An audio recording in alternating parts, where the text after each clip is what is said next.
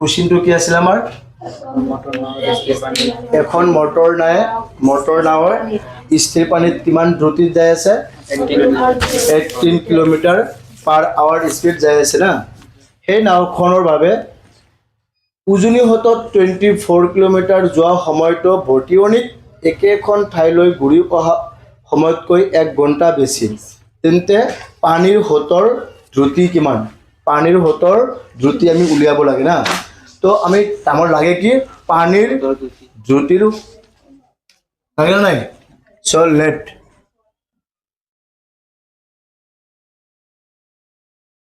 পানীৰ দ্ৰুতি equal to কিমান x পানীৰ দ্ৰুতি যদি x হয় তেন্তে উজনি হতত নাৱৰ দ্ৰুতি কি হ'ব তেন্তে উজনি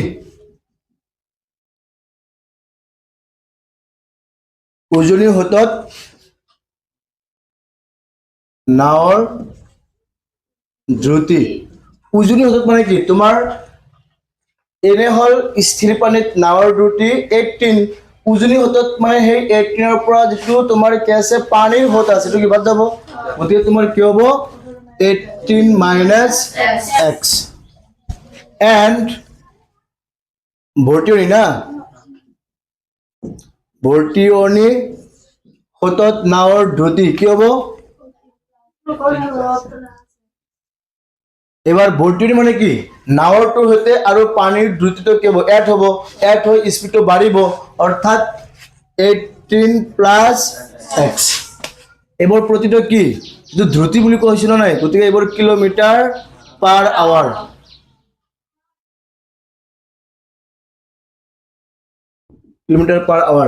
এতিয়া চোৱা পানীৰ দ্ৰুতি পাইছো x যাৰ লগে লগে তোমাৰ উজনি হতত নাৱৰ দ্ৰুতি পাইছো ভৰ্তিয়নি হতত নাৱৰ দ্ৰুতি পাইছো পাইছো নাই এতিয়া চোৱা উজনি হতত যে নাৱটো যে গৈছে কিমান টাইম লৈছে আমি এই টাইমটো সময়টো উলাবৰ কাৰণে তুমি সায়েন্সত পোৱা যেটো সূত্ৰ আছিল দ্ৰুতি ইকুৱেল টু আমাৰ সূত্ৰটো কি আছিল দ্ৰুতি ইকুৱেল টু দ্ৰুত বাই সময় না এটা সূত্ৰ ছিল নাই আমি এই সূত্ৰটো কনভাৰ্ট কৰি যদি কি উলাও সময় উলাও কি উলাও সময় কিলো কি হ'ব সময়টো এটা হ'ব আৰু দ্ৰুতিটো ইয়াত মানে ক্ৰসিং হ'ব অৰ্থাৎ সূত্ৰটো কি হ'ব দ্ৰুত বাই দ্ৰুতি এইটো সূত্ৰত আমি কি উলাব পাৰি এই উজনি হতত এন্ড ভৰ্তিয়নি হতত দুয়োটা হততে আমি কি উলাব পাৰি এনেকুৱা কৈ আমি সময় উলাব পাৰি আমি সময়টো উলালেহে আমাৰ কি হ'ব অংকটো হাতত আহিব আমাৰ সো কি উলাম therefore এটা আমি কি উলাম উজনি হতত নাওখন যাওতে লোৱা সময়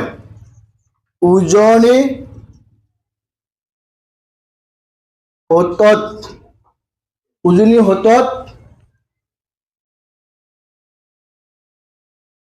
যাওতে লোৱা সময় কি হ'ব এটুটো বুঝিম না কি হ'ব সময় ইকুৱেল টু চোৱা ওপৰত কি দূৰত্ব তো উজনি হতলৈ যে নাওটো যে গৈছিল কিমান সময় গৈছিল কিমান দূৰত্ব গৈছিল 24 কিমান দিয়া আছে 24 দিয়া আছে দ্ৰুতি উজনি হতত যাওতে তোমাৰ দ্ৰুতি কোন আছিল উজনি হতত নাওখনৰ দ্ৰুতি কোন আছিল 18 minus x সেম ভাবে ভৰ্তিয়নি হতত যাওতে লোৱা সময় কি হ'ব সেম এটু উত্তৰতে বহাই দিয়া কি হ'ব সেম ডিসটেন্স সেম ঠাই ঘূৰি আহিছে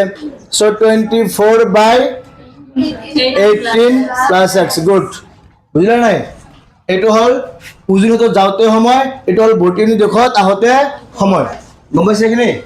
এবাৰ আমি কি কৰিম এই দুটা একলগ কৰি তোমাৰ কি আছে উজনি হতত যাওতে লোৱা সময়টো কি বেছি আৰু ভৰ্তিয়নি দেখত আহতে লগা সময়টো কি কম যেতিয়া আমি উজনি দিশত যাম আমাৰ স্পীডটো কি হ'ব কমি যাব গতিকে আমাৰ সময়টো কি লাগিব বেছি লাগিব গতিকে তোমাৰ কুৱেশ্যনে কোৱা মতে উজনি হতত যাওঁতে যিটো সময় লাগিছে সেইটো বৰ্তিয়নি দিশত আহোঁতে যিমান সময় তাতকৈ ইয়াত 1 ঘণ্টা কি লাগিছিল বেছি লাগিছিল গতিকে আমি যদি এই বেছিৰ পৰা এই কমটো বাদ দিওঁ সাপোজ যাওঁতে যদি 11 ঘণ্টা লাগিছিল আহোঁতে লাগিব 10 ঘণ্টা অৰ্থাৎ কিমান টাইম তোমাৰ ইয়াতে তোমাৰ গ্যাপ আছে 1 ঘণ্টা আছে না গতিকে 11 পৰা যদি 10 বাদ দিয়া যায় কিমান হ'ব হে কোৱা আহিব নাই গতিকে একৰ্ডিং টু কোৱেশ্চন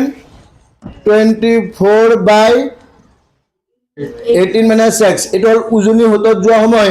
মাইনাস বৰ্তিয়নি কিমান 24/18 plus x ইকুৱেল টু কিমান হ'ব 1 এটা আমি কি লম লসাগু লম নাকি 18 minus x into 18 plus x এটা হল আমার লসাগু 18 minus x কি ক্যান্সেল মনে ভাবা এটা কি আছে 18 plus x এই 18 plus x আই 24 কি হবে পূরণ কি হবে 24 into 18 32 না 432 24 এর 18 গুণ 432 প্লাস 24 এর x গুণ 24x এবার এটারে ক্যান্সেল কি হবে 18 minus x into 24 তাহলে কি হবে মাইনাস প্লাস এ মাইনাস এই মানে এনে পূর্ণ হবে কিন্তু হ্যাঁ মাইনাস প্লাস এ মাইনাস 18 এর 24 গুণ 432 মাইনাস মাইনাস এ এটা হবে প্লাস x এর 24 গুণ 24x ইকুয়াল হলে কি আছে অন এবার সো এটা কাটা যাব না এই যে মাইনাস 432 প্লাস 432 কি যাব ক্যান্সেল তলত ছয়টা সূত্র পড়িছে a minus b into a plus b লেখা যাব a square minus b square a square minus b square যার লগত এই অন পূর্ণগুলো কি হবে এটি হবে অর্থাৎ আমি এতে লিখিব পারি কি 18 স্কয়ার 24x প্লাস আরো 24x কি প্লাস কিমান হবে 48x ইকুয়াল টু 18 স্কয়ার কিমান হয় 18 স্কয়ার কিমান হবে 324 তাহলে 324 minus x square 48x 24x plus 24x কিমান হবে 48x equal to 1 into this হবে বাট লগতে তোমার কি করা হয়েছে এতে সূত্রত পেলাই দিয়া হয়েছে a minus b into a plus b তো আমি এটা লিখিব পারি কি 18 square minus x square that means 18 square মানে কিমান হবে 324 সূত্র মাইনাস কি x স্কয়ার এটা আমি কি কৰিম এই গোটেইখিনি আগত লৈ আহিম তো কি হ'ব x স্কয়ার এটো মাইনাস x আছে না গলে কি প্লাস হ'ব আগত এটো কি আছে প্লাস 48x আৰু এইটাই কি হ'ব -324 ইকুয়াল টু কি হ'ব 0 কি বুঝি পালা নাই x equal to minus b plus minus root over b square minus 4ac by twice a মার্কি তলত 2 into a ঠাইত কি আছে 1 উপৰত কি আছে সূত্ৰৰ মাইনাস b ঠাইত কি আছে 48 plus minus root over কি আছে b square that means 48 তার উপর কি হবে স্কয়ার মাইনাস 4 into a ঠাইত কি আছে 1 into c ঠাইত কি আছে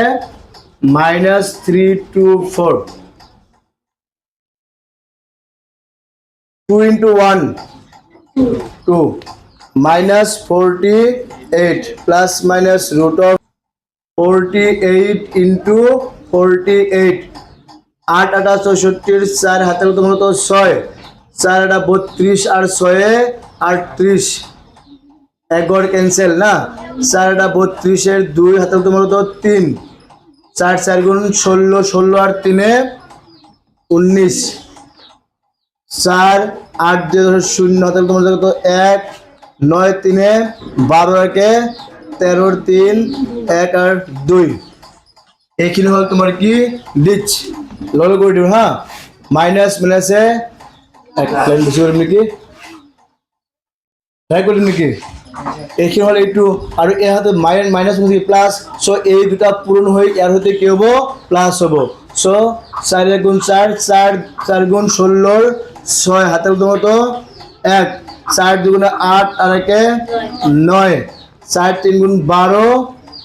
4 3 গুণ 12 4 6 10 শূন্য তাহলে তোমার 1 9 হাতে আছে 1 10 শূন্য তারপর আবার 1 3 2 5 আর একে 6 2 আর একে 3 একদম ইজি 36 ক্লাসে 6 স্কয়ার ডাবল জিরোর একটা zero whole square square root cancel বুঝলা কলে যদি কষ্ট কৰিলে ইয়াতে কৰি হে কৰিলে তাৰমানে এতিয়া তোমাৰ কি আহিল direct therefore x equal to এটা তোমাৰ কি আহিব -48 plus 60 by 2 আৰু আনটো কি হ'ব -48 minus 60 by 2 এটো কি হ'ব -48 plus 60 কি হ'ব 12 by 2 12 by 2 2 যাব 12 পত কিমান বার 6 বার এটা তোমার কি হবে 2